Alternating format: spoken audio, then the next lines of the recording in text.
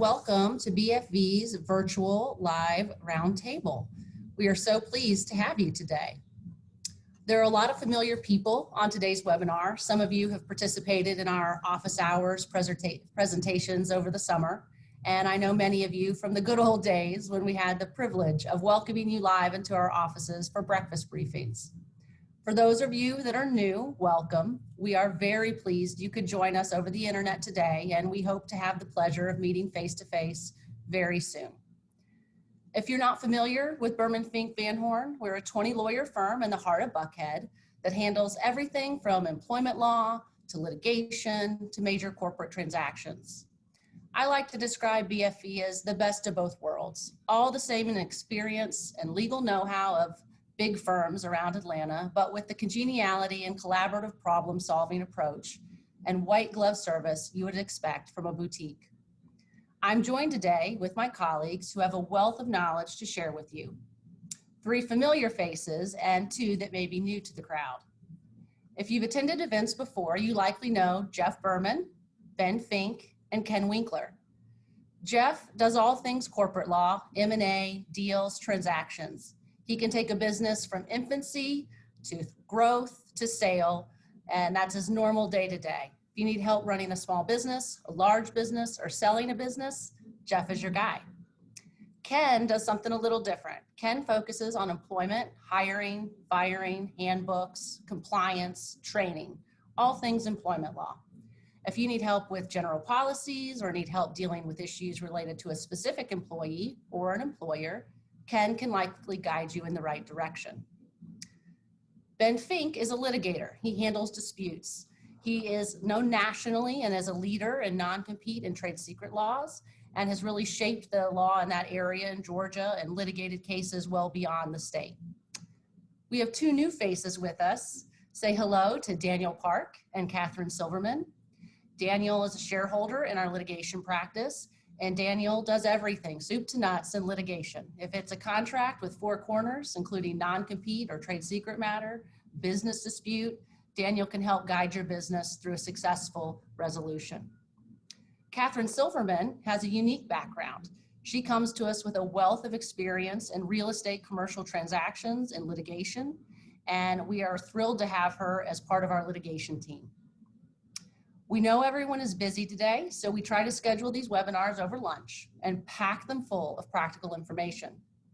We want to do our part to help keep you up to date during these unprecedented times, as well as for everyday business, because those problems haven't slowed down during this pandemic. So today, we plan to share with you important lessons and interesting insights from the many key business experiences we have faced for our clients. If you have questions during the webinar, please use the Q&A tab in your control panel. Please do not use the chat or raise hand functions. Those are not being monitored. We will try to get to everyone's questions during the hour, and we've received those that were submitted in advance. If we are unable to do that, we will definitely follow up with you after the webinar to address your issues. So it's time to get started. We're going to start with one simple question that we're going to ask each of our attendees. And Ken, we're going to start with you. What is the one question you most frequently are asked by your clients? Ken, take it away.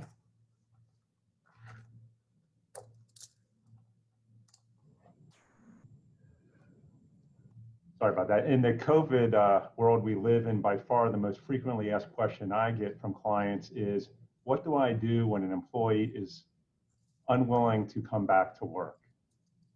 And in answering that question, you first need to really figure out, why is the employee unwilling or undesirous of coming back to work? Is it personal fear? Is it concern that they're going to expose a family member who might be vulnerable to contracting COVID-19 or have additional issues if they get COVID-19? And depending on what the answer is, will indicate whether you have a practical issue or a legal issue to work through. Let me explain. If the person has a personal fear of returning to work, they're just afraid of getting sick, then there really aren't any legal implications to be concerned about. In other words, you don't have to worry about the Americans with Disabilities Act or the Family Medical Leave Act. If, however, the person is afraid to come back to work because they have some type of a medical condition, well, now we have to go through what's called the interactive practice process under the Americans with Disabilities Act. And in doing so, you need to figure out why is the person afraid to come back to work? What is the underlying medical condition? And then you have to ask yourself, what can I do to help that person? And typically that's looking at different types of reasonable accommodations that you might look into that would allow the person to safely come back to the workplace. Sometimes it's an easy fix. It's just modifying the workplace itself, putting up plexiglass, maybe reassigning the person in the physical space of the office to work away from someone. It could be a scheduling issue. Perhaps the employee takes public transportation and they're afraid to be in a large group of people on their way to work. Well, then maybe an easy fix in accommodation would be rescheduling their start time so that they can take public transportation when perhaps it's not so crowded. You then can look at remote work. Every federal agency is encouraging employers to continue to allow people to work remotely if at all possible. And remote work can be a reasonable accommodation. And if that's not going to do it, then perhaps a leave of absence, an unpaid leave of absence could be a reasonable accommodation. And finally, you're looking at perhaps a possible reassignment of job responsibilities if those accommodations don't help solve the problem. So the ADA analysis can be somewhat complex. It's very fact specific. But that's a basic overview of the analysis I would go through if you have an employee who's unwilling to come back to work. Thank you, Ken. Jeff, I'm going to turn it over to you. What is the most frequent question you get asked? Thanks, Leah. The question I get asked the most often, I believe, is when should a person or a company engage a lawyer if they are looking to sell their company? Since the pandemic started, we have closed 4 M&A deals, and we're working on 2 right now. And those have ranged from $500,000 to $60 million. So we feel like we have a pretty good handle on what's going on right now. The answer to the question really is as soon as possible. If you're looking to sell your company, you want to be prepared to sell. And many companies are not unless they really start paying attention a year or 2 in advance. Also, really since the pandemic started, I think letters of intent have taken on a much more serious element of the transaction. For years, LOIs were, there was not a lot of negotiation that went on with an LOI. And we're finding, particularly during the pandemic, the LOI is as negotiated as the purchase agreement. So you want an attorney involved, it seems to us, when you are negotiating that LOI. You also want a CPA involved. One of the things we have also seen, everybody always thinks, well, an LOI is not binding, so how much time do I really pay attention to that? Again, we have found that LOIs, even though they are not binding, if you are moving forward with the transaction and you want to do something different than is stated in the LOI, or maybe if it's not even stated in the LOI, the other party is going to say you missed your chance. So again, the LOI just takes on a much greater emphasis right now, I think, from what we've seen, than prior to the pandemic. It wouldn't surprise me if that continues in the future. From the buy side, again, you want to be with an attorney when the negotiation starts. You don't want to miss something, because if you do, you may not have the opportunity at a later date. Once the attorney gets involved and says, wait a minute, what about this? It may be too late to address it. So when should you engage an attorney? As early as possible, buy side or sell side. And again, a plug for CPAs out there, get a CPA involved early also. Thanks, Leah. Thank you, Jeff. Thank you, Jeff. Catherine, what's the most common question you're asked? The most common question that I'm asked by clients or even just friends and relatives is, what do I need to do if I've been sued? So if you own a small business, the first time you become aware of a lawsuit may be when your registered agent gets served with the lawsuit package. And while we as lawyers are familiar with all of that paperwork and what the implications are, your average business owner may not be. So the best thing to do is to immediately take all of the papers and scan it, reach out to your attorney. There are a few items of information that you can gather on the front end that are going to make that initial conversation with your attorney run a lot smoother. One is, who was served and when were they served? Because making sure that the right person got served and knowing when they were served will help us determine when the deadline is to answer the lawsuit. Another item of information that you should look into are insurance policies that may provide coverage. If you have an insurance broker, it may be worth going ahead and reaching out to them to let them know that a lawsuit has been filed and to gather together all of the information on various policies that could provide coverage for you. And the final thing to do would just be to do some initial information gathering relative to the subject of the lawsuit. So start putting together a timeline. If there are any contracts that are involved, gather those together and scan them in, and collect any relevant correspondence if there were emails or letters exchanged related to the dispute. The more information you can provide your attorney in that initial call, the better that they will be able to assist you in determining the best strategy for responding.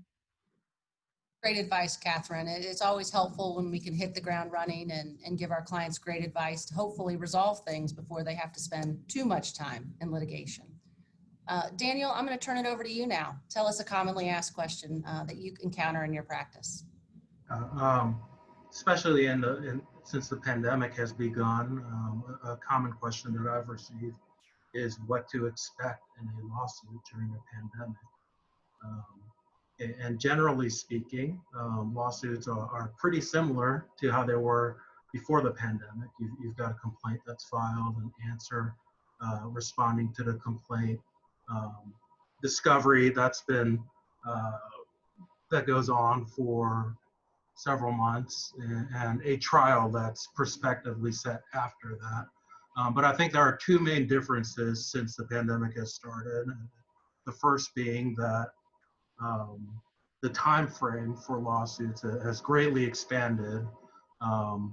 Since the pandemic started, jury trials just haven't been proceeding, and that's had a great impact not only on the timing of the lawsuit itself, but on the strategy of how parties are proceeding, how parties are negotiating potential settlements, the timing of mediation and discovery.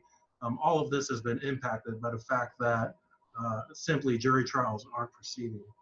And we may talk about this a little bit later, but Georgia courts are just now putting in the processes to have jury trials potentially proceed in the near future. And even then, as to civil litigation, those jury trials aren't likely to proceed until well into next year or even into 2022. The second main difference would be, as I'm sure everyone is used to by now, pretty much everything is done electronically. In the past, where you would have face-to-face meetings, conferences, hearings, anything before the judge. Now pretty much everything is being done electronically by Zoom or even by phone. Again, most people are used to that, and whether you like it or not, that's just how it's being done. That presents its own unique challenges. For example, in depositions, from the lawyer's perspective, just keeping everything straight where we're used to documents before us, and just not being in the same room with the parties is just a kind of a unique experience that everyone is going through. Thank you, Daniel. Yes, trial by Zoom is definitely a new skill that us litigators have had to pick up this year. Ben, I'll turn it over to you. Tell us a commonly asked question. Thanks, Leah. So the question I get most frequently is, are non-competes enforceable? And there's a common misperception out there about non-competes. I get that question from companies. I get it from individuals. And the thing to understand is that the answer depends on where you are and depends on the type of employee. So for example, in Georgia, non-competes are absolutely enforceable under the right circumstances. If someone is involved in regularly soliciting business or customers, or someone has access to trade secret or confidential information, then in Georgia, as long as the non-compete is narrowly crafted to protect those interests, then they can definitely be enforced. But one of the tricky things about non-compete law is it's different from state to state. At least right now, there's no federal legislation that deals with non-competes. So if you have operations in your business and have employees in other states, it's really important to understand the law in those states and how it might impact the enforceability of the non-compete. For example, in California, non-competes are illegal. They can't be used against employees. And if you've got employees there, it's very difficult. For example, in many cases, you may have an agreement that says, well, Georgia law is going to apply, and if we're going to litigate, we're going to litigate in Georgia. In California, even that type of agreement is not enforceable. So state to state, it varies dramatically, and it's important to know that the law in the state in which your employees are working in order to ensure that you have restrictive covenant agreements, and if that involves non-competes, that are enforceable. And right now, one of the interesting things that's going on is the last few years, because of the perceived abuse of non-competes, where companies are using them for all types of folks, not just folks that really have access to confidential or trade secret information, or who have customer relationships and things that are generally protectable. The federal government is starting to get involved. There's been some legislation introduced from both sides of the aisle in Congress that could mitigate the use of non-competes. And President-elect Joe Biden actually has a part of his platform that he intends to try to curb the use of non-competes. I believe that ultimately the area where the federal government may get involved is with lower wage employees, lower wage workers. There's been an abuse of non-competes for folks who really don't have access to the types of business, or don't have the ability to damage the business interests in ways that justify non-competes. It was in the news a number of years ago where Jimmy John's had basically every sandwich maker signing a non-compete. Those kinds of abuses of non-competes are what have led to a growing interest both at the state level and now at the federal level in perhaps regulating the use of non-competes. So like everything else, it's important to have counsel review the agreements, determine if they're being used properly, and to what extent they'll be enforced if someone were to leave and violate them. Ben, you, me, and Daniel spend a great deal of our time helping companies protect their secrets and their information. It's a lot of what our practice is about. We've talked about non-competes now. Tell our listeners some other things they can do now for those that really do have valuable, confidential, and proprietary information that they want to protect. Yeah, and that's really a critical issue. Most often, the thing that businesses are trying to protect is the competitive edge that they've got through either proprietary processes they've got internally, or other types of information that make the company provide value to the company. And the first thing, like with anything else, is understanding the threat. Understanding the threat involves the fact that in 80%, 85% of situations where someone has stolen information, it's stolen by an insider. It's stolen by an employee, a partner, perhaps a contractor, someone that gets access to information internally. Now, there is a growing threat from external actors, including foreign state actors from China, North Korea, Iran, places like that. At the federal level, Congress dealt with that a few years ago by passing a federal trade secret statute that can be used effectively against those actors. But really, for the vast majority of businesses, it's worrying about what someone in the company is going to do. And the first thing to do is, once you've identified the threat, is figure out what is the information that you're trying to protect. If someone were to leave the company and go to a competitor, what information do you want to make sure that they don't have or keep or take with them? And the way to do that is to audit your business. And this can be done by attorneys like us, or it can even just be done internally. Think about taking a step back and thinking about what information you have that is valuable, that you would not want to fall into the hands of a competitor, is the first step in determining how to go about protecting that information. And then once you've determined what that information is, you need to have a plan. You need to decide who in the company should have access. Is it on a need-to-know basis? If everybody in the company has access to information, chances are a judge is not going to view that information as something the company really believed was confidential or a trade secret.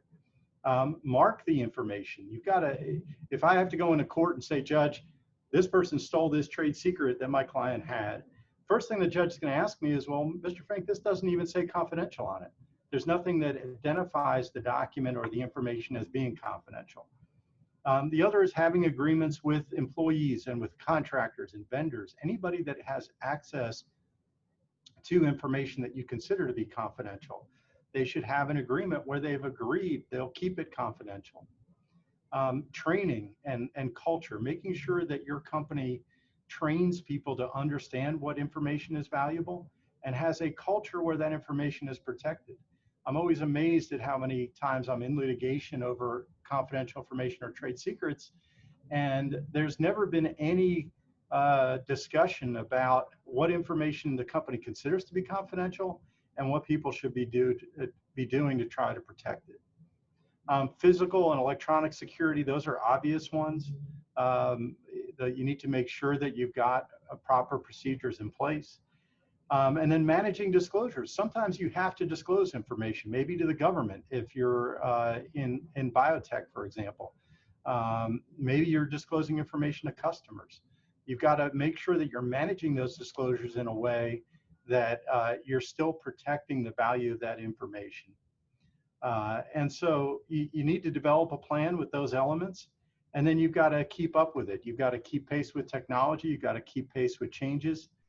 And you've got to make sure that if someone does leave, you act diligently. If you've got 5 people that have left, they've taken this information and you've done nothing, and then with the 6th one, for some reason, you decide that's the one that really can do you harm, and you try to go after that person, have us file suit, try to get an injunction. The fact that you've let 5 people go and not done anything to protect your information is something that'll be used against you. So there's simple things you can do to protect yourself. And the starting point is identifying the information and then implementing a plan for how you're going to protect it. Thank you, Ben. And I think that dovetails nicely into what we were talking about earlier with Jeff, which is putting these policies and procedures in place can impact the ability to sell a company. Can you talk to that a little bit, Jeff? Sure, Leah, thank you. Following up on Ben somewhat, as you can imagine, in our office, we deal with a lot of restrictive covenants. And when I talk about a restrictive covenant, I'm talking about a non-compete, a non-solicit of customers, employees, and protecting confidential information. And on the corporate side, we draft a lot of those. So we feel like, again, we have a really good handle on restrictive covenant law in Georgia. In terms of restrictive covenants in an M&A deal, you can imagine if someone is looking at your company, or if you are looking at a company to buy, and there are a lot of salespeople, and those salespeople do not have restrictive covenants or some form of restrictive covenant, your company is going to be more difficult to sell. And in the event it is sold, the price may not be what you're looking for, because if a salesperson can leave and immediately start competing, what are you paying for? You're going to have competition immediately as a buyer. So we encourage clients to have restrictive covenants, particularly if you were thinking you're going to be selling your company. So going back to what I talked about at the very beginning, when you're starting to plan your sale, you want to be sure that your employees, not just salespeople, but all the important people, are tied down by some sort of covenant, because a buyer is going to find that extremely important. Let me give you one war story. We had a client that sold a business. It was a $30 million transaction. So it was decent dollars to this client. He had a very key person who our client never had sign a covenant. The company was getting closer and closer to sale. This woman talked to a lawyer when she was requested to sign a covenant within a week of the closing, because the buyer wanted her under a covenant. The lawyer let her know she's in a pretty strong position. So this woman was able to negotiate a payment of about $250,000 immediately prior to closing, because without that, there was a real problem with the transaction taking place. The client had no choice. $30 million deal, you're not going to kill that.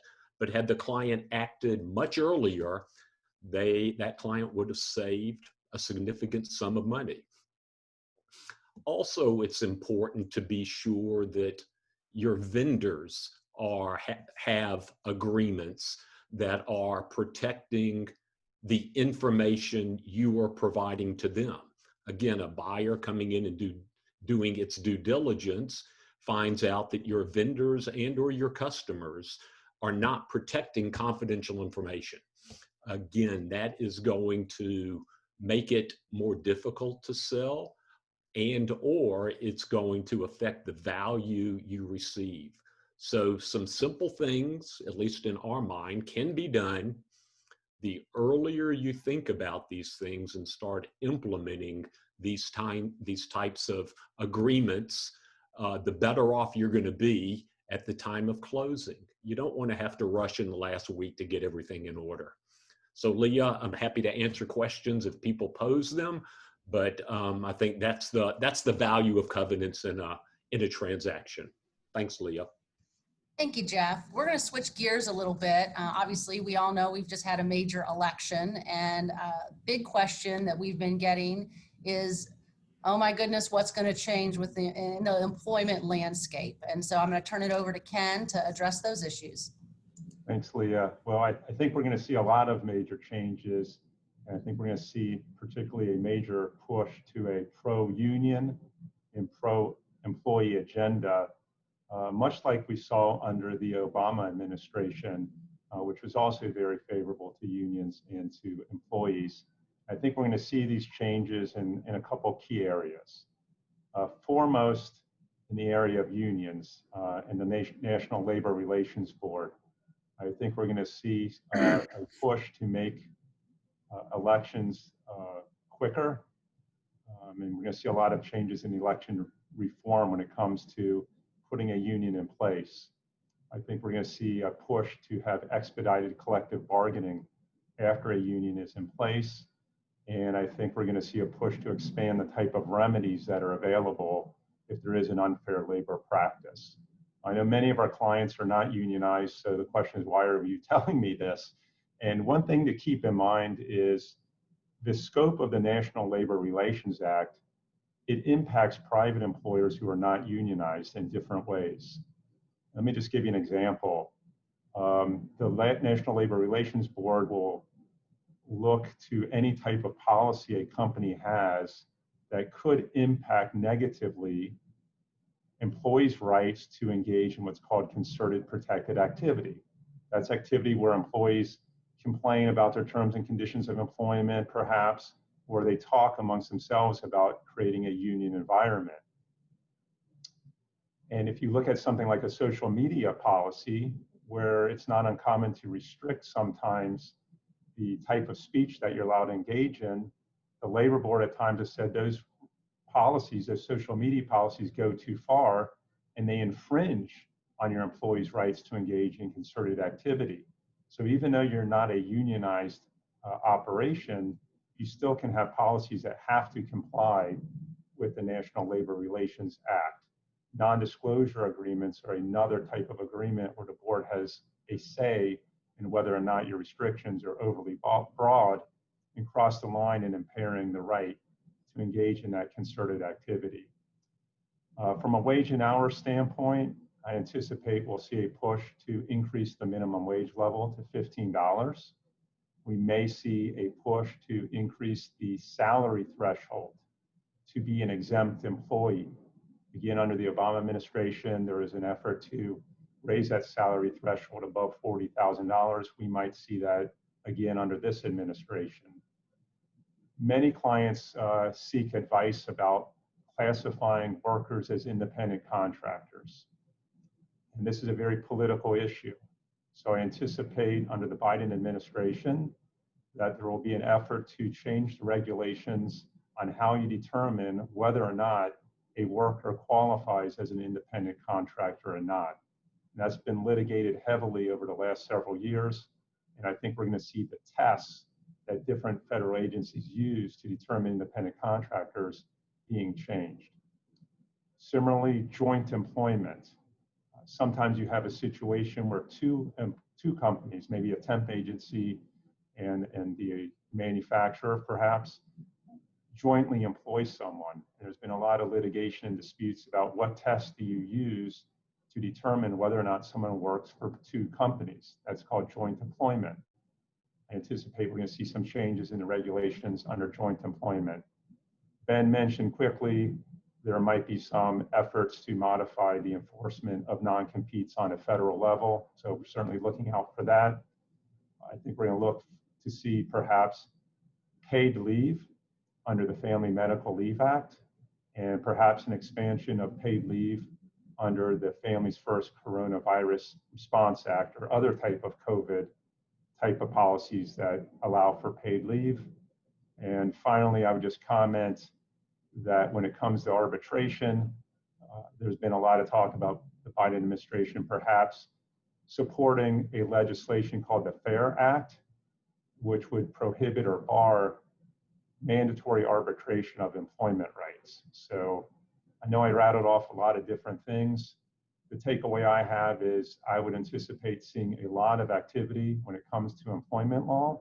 So you're going to have to monitor these changes. And for employers, unfortunately, I think most of these changes are going to be slanted in favor of your employees. And be happy to answer. Yeah. Sorry, as a quick follow-up there, is there anything that business owners should be doing now, like looking at their handbooks to sort of get ahead or get prepared for the changes that you see coming down the line? Absolutely. First of all, it's always important under normal circumstances, let alone a change in administration, to at least once a year take a look at your personnel manual, your employee handbook, do a review, make sure your policies are up to date. And in the areas that I spoke of, look at your policies that deal with social media, communications, non-disclosures. Your handbook, you probably at different points want to have disclaimers that expressly state that these policies are not intended to infringe on an employee's right to engage in concerted protected activity. So that's a good starting point. Thank you, Ken. We really appreciate it. Switching gears a little bit, most everyone is dealing with a lease or a tenant or real estate in some way. We're going to pass it over to Catherine Silverman. And Catherine, can you tell us what is a landlord to do when they have got a business and they quit paying? How do you get a person out? Or I guess the flip side of that too is if you're the tenant, what can you do to stay in your space during these difficult times? So right there at the end, you hit the nail on the head during these difficult times. You know, generally what I've been seeing this year has been different from what I've seen previously in my practice. In normal times, what we see is the dispossessory process is very quick, it's very user-friendly, and typically a landlord, if a tenant isn't paying rent, there's a very clearly defined process the landlord needs to follow. You send a notice of default. That's important. You have to give the tenant notice of what the default is, and you need to look at the lease and see what the lease says about how much notice you need to provide and whether the tenant has a cure period where they can cure the default. If the tenant fails to cure the default, the next step, if you've decided that you want the tenant out of the space, is to send a formal demand for possession. And that demand has to be made using some specific language. So if you have questions about that, that's certainly something I can follow up with. Once the demand for possession has been sent, then you initiate the formal process through the courts. Now here's where it gets a little different during COVID. Some courts are continuing to do dispossessories right now. For example, in Fulton County, we are seeing the Fulton Magistrate Court and State Court hold regular hearings. They're holding those Zoom. So I've attended dispossessory landlord-tenant court via Zoom this year. And then Fulton is actually going ahead and processing evictions through the marshal's office. DeKalb is not. So if you have a tenant in DeKalb County who is not paying rent, you're going to have to come up with a little bit more of a creative solution. And in typical times, we never recommend that a landlord engage in what's referred to as self-help, changing the locks, moving the tenant out without their consent or permission. And there's definitely some legal ramifications that you should be aware of if you're considering that route. I would recommend talking to a lawyer about maybe what other options you might have before deciding to engage in self-help. So to sort of summarize, in non-COVID times, there's a very clear process. It's very user-friendly. If a landlord wants to get a tenant out, I recommend speaking to an attorney to make sure you're going through the right steps in the process and doing everything in the best way to protect your business and your property.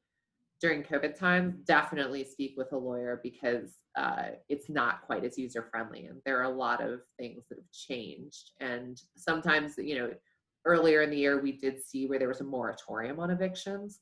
That is not the case currently for commercial evictions, but that could come back depending on how things go this winter. So if you have any questions about a commercial lease, I'd be happy to answer them.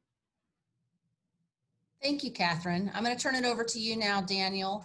Can you tell our participants a little bit about how things have changed in the times of COVID and how cases are proceeding through the courts? In terms of how cases are proceeding through the courts? Well, like I said before, in terms of the general lawsuit, cases haven't really changed in how they're proceeding through the court system itself. It's still the same procedure we had in place in terms of having a complaint filed, an answer, and proceeding through discovery. Like I said before, the main change has been really the timing and the procedures on the ground, on how you're meeting with the judge and things like that. So generally speaking, how a case proceeds through the court hasn't changed. Again, with the exception of how jury trials have been handled, which are not currently proceeding. And I'm happy to talk a little bit more about how and if jury trials will be moving forward in Georgia. Please do. Yeah. I just say, I'm sorry? I was just going to say one other thing to what Daniel was saying is for our clients, because of COVID, you can also just anticipate other disruptions. It could be the other side's attorney asking for an extension for a reason due to COVID, or a witness becomes ill or otherwise is inconvenient. So in addition to what Daniel's talking about, the normal court process, I would just encourage, if you're in litigation, just plan ahead to be more patient, because there's going to definitely, or more than likely, the additional delays and things that impact that you can't control that are related to COVID. Right. Exactly right on it. And in terms of jury trials, again, they have not been proceeding since the pandemic has started. However, here in Georgia, the wheels are in motion.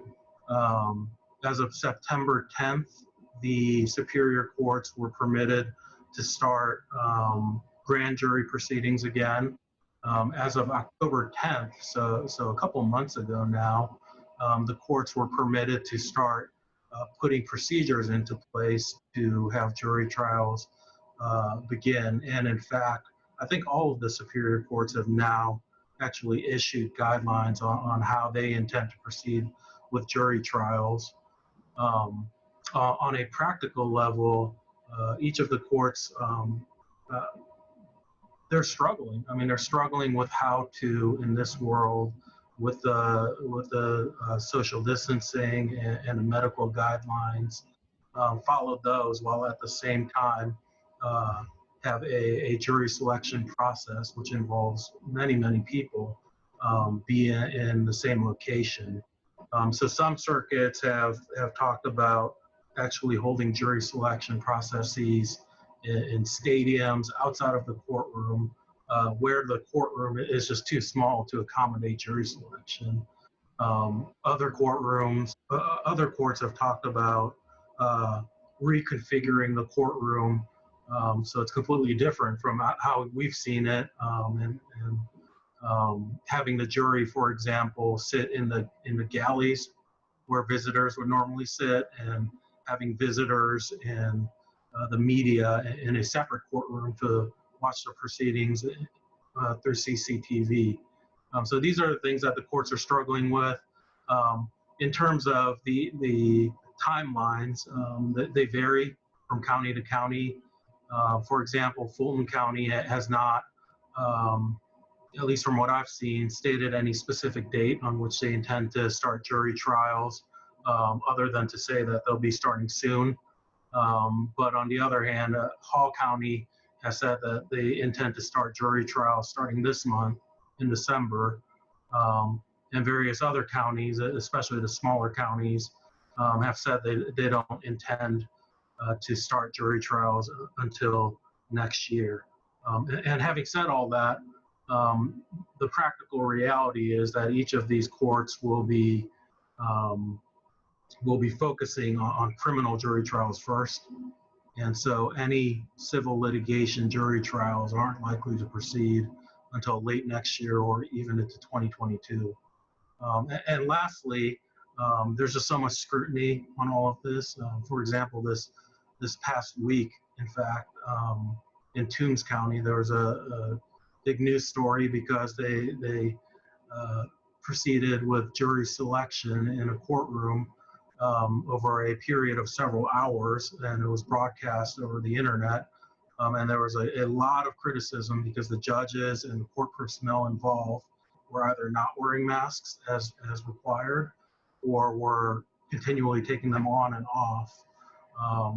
And so this became a big news story and kind of a, hey, are we doing this the right way kind of moment, which just goes to show again that each of the courts are struggling with what to do in this situation and how to proceed. Leah, can I add something from my perspective? Fortunately, in my mind, I'm not a litigator. We leave that to the litigators. But in my practice, I deal with clients that are either in litigation or contemplating litigation. And what I'm seeing is the possibility of settling matters is much more difficult. There's just, particularly from a defendant standpoint, there just seems to be no urgency, because if they're looking at a trial a year or two out, why try to settle unless you're being extremely aggressive in what your settlement is? So if any of you are in litigation or contemplating litigation and hoping as a plaintiff that litigation may spur the other side to want to settle. That's not in my limited scope of what's going on. That's not what's happening at all. Jeff, I agree, but one thing I would add would be that I've seen the use of alternative dispute resolution maybe increase a little bit as people recognize that you're not going to get a jury trial anytime soon. If you want to resolve the dispute, mediation and arbitration are something that actually has translated fairly well to this Zoom court era. And so to do a mediation over Zoom or an arbitration over Zoom, that has been moving forward. And the cases where litigants are willing to be a little more creative about their dispute resolution, I've definitely seen an increase in my practice of use of mediation and arbitration, especially over Zoom.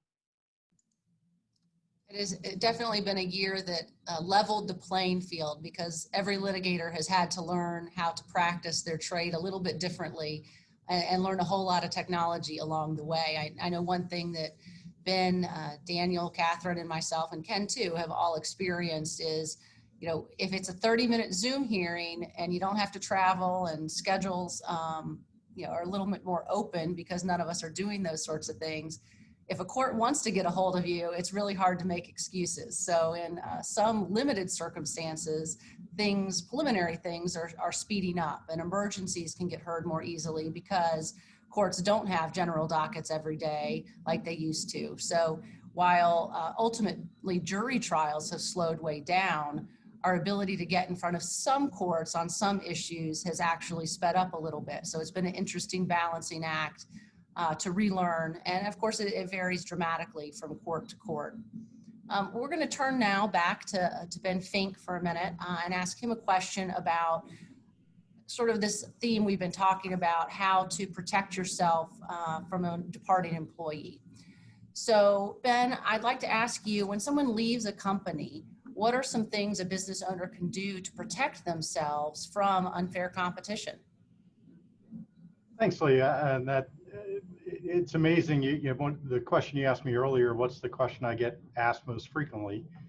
This one may be the second most frequent, which is when I get that call from a client that's in an absolute panic because their national sales manager has just left, gone to a competitor, or their head of R&D, or even just a regional or local salesperson. And those can be extremely stressful times for a company. Going back to what I was talking about earlier, there are steps that can and should be taken well in advance of that event happening to protect a business in that situation, from that situation. Like Jeff and I talked about, having restrictive covenant agreements and getting them in place early on as people are joining the company, not waiting until there's a potential sale. We actually had a question from an attendee who's very near and dear to me, but you know, what about a company that's operated for many years without restrictive covenants in place, and they suddenly request employees or contractors to sign them, and that can be very difficult. That's why waiting until a transaction is on the horizon is not a good way to deal with it. You want to deal with it as people are coming on board, because if you do try to implement them later, it can be done. In most states, not all states, but in most states, continued employment is sufficient consideration, so you can ask people to sign them. The problem, of course, is good people may refuse and may leave. You could create morale issues. There's all kinds of problems that waiting until that point can create, but it certainly can be done. And like Jeff said, you know, a key employee may hold out and sniff what's going on. They may realize that the company is potentially being sold, and ask to be compensated in order to sign some kind of restrictive covenant agreement. But you know, what do you do when that person's left? Now, someone's left your company. You know they've gone to a competitor. You know, the first thing you want to do is figure out what information did that person have access to? Did they have access to the secret sauce? Did they have access to confidential customer information? If so, then you want to look at, you know, what was their role? Someone in a sales capacity, someone in R&D is much more likely to have tried to take information that they may use competitively against you at their next employer than perhaps someone in the finance department, where the financial information may not be quite as valuable at the next job.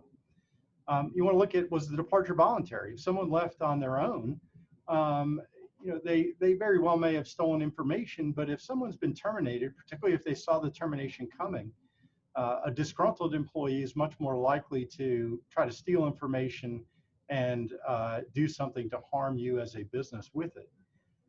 You want to understand, where's the employee going? What you want to try to do is find out, is the person going to a competitor? Now, all departing employees are not honest and forthcoming about where they're going, but it's a question that should be asked. And as part of that, to the extent that the employee will agree to engage in an exit interview, is asking the employee, do you have any of our information? Did you email anything to yourself? Did you download anything? Did you upload anything to Dropbox? There are so many ways now that information can leave your systems that asking employees who are leaving, if they've done something like that, is a critical part of the exit process. You want to look at, is this a trustworthy employee? If it's been a long-term employee who's just decided to make a move and you feel comfortable that somebody you can reasonably trust, then perhaps you don't have to engage in the investigation to determine if information has been stolen. But if it's somebody that perhaps is a shorter term employee or a long-term employee where trust is broken down, then that's going to be a red flag where you need to look and see if any information has been taken.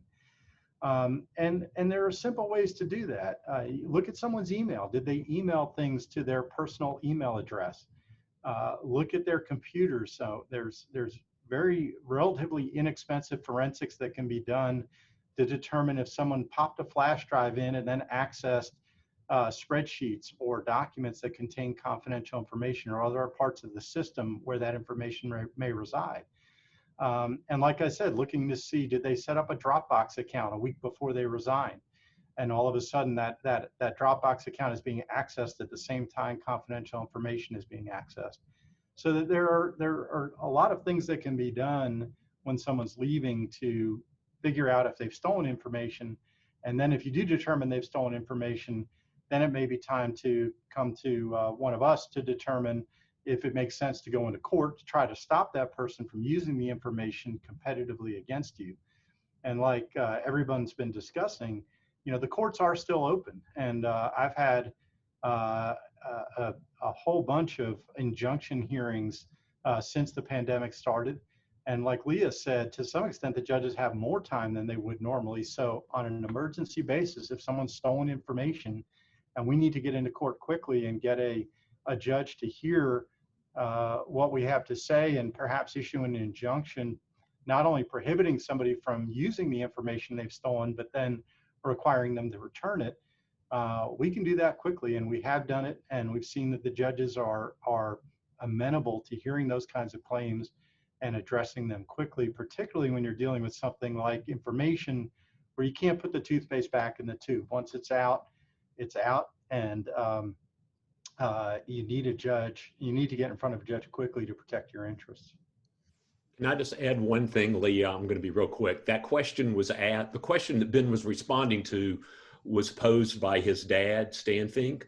I just wanted to say hey to Stan. Thanks.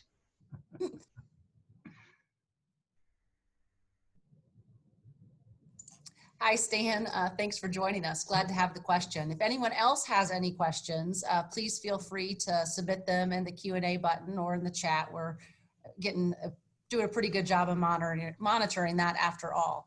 Now I'm going to ask Catherine a question that's actually near and dear to all our hearts, because we are in a commercial lease in a large building, and you might have heard some of the construction noise outside during this webinar. And we're trying to decide what to do next. Do we stay here, move on to another location?